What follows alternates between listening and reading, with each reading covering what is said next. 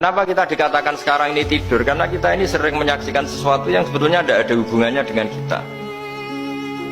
Tidak ada hubungannya dengan kebutuhan kita. Misalnya kita ngelamun, berkhayal, ingin hidup kaya raya, sejahtera, jabat, orang lain anak buah semua. Ternyata itu nggak penting ketika kita di akhirat. Yang penting adalah Anda meninggal dalam keadaan menghamba kepada Allah Subhanahu wa Ta'ala.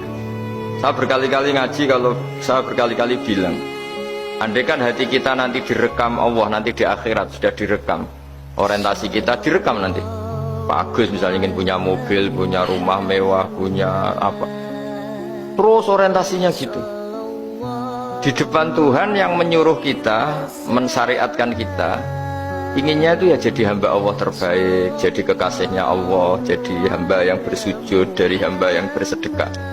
Jadi ini kan tidak sambung. Ada cita-cita versi Allah yang dianjurkan Allah, yaitu bercita-cita jadi hamba yang soleh, yang bermanfaat, yang memanfaati orang banyak.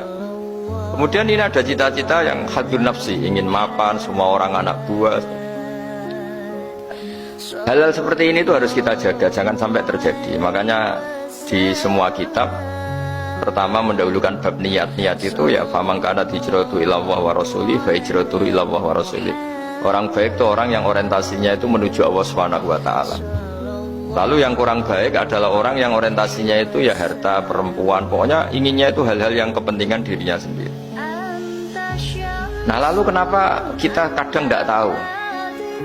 Ya tidak tahu itu karena tadi kita kalau tidak wiridan itu tidak punya efek samping kan? Tapi kalau kamu nggak punya uang kan terus lemes.